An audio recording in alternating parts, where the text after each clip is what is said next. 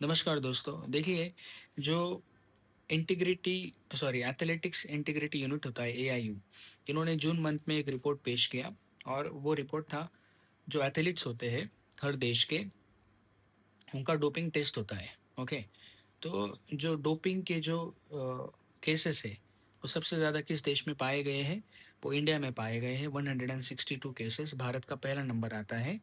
दूसरे नंबर पे है केनिया, 148 केसेस। ओके। और तीसरे नंबर पे रशिया, अराउंड आई थिंक 60 से ज़्यादा कुछ केसेस हैं। लेकिन भारत का ये तीसरी बार रिकॉर्ड रहा है। 2024 में भी भारत पहले नंबर पे था डोपिंग केसेस के मामले में।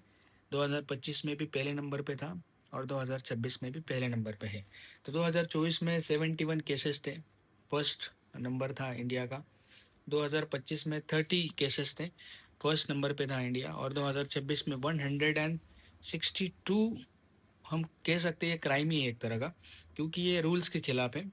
तो 162 केसेस पाए गए हैं, यानी इंडिया के जो एथलीट है डोपिंग क्राइम में सबसे आगे हैं।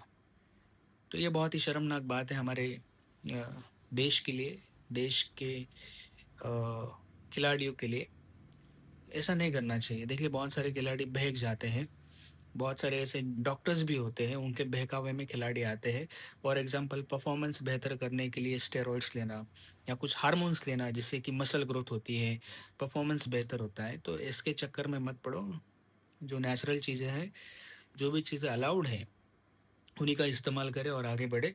तो ये बहुत ही गलत बात है। ये न्यूज़ मैं आपको दिखाना चाहूँगा, अखबार में न्यूज़ है, मराठी में है। देखो, ये वो न्यूज़ है।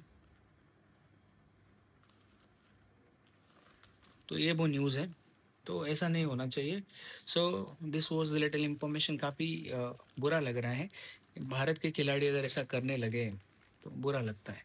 हमारे एथलीट्स जो होते हैं, उनको इसके बारे में सोचना चाहिए, और स्टेरॉइड से दूर रहना चाहिए, और जो हार्मोनल इंजेक्शंस होते हैं उनसे भी दूर रहना चाहिए। आप अपनी मेहनत से आगे बढ़ो। आप बहुत ही अच्छे हो, बहुत ही बेहतर हो।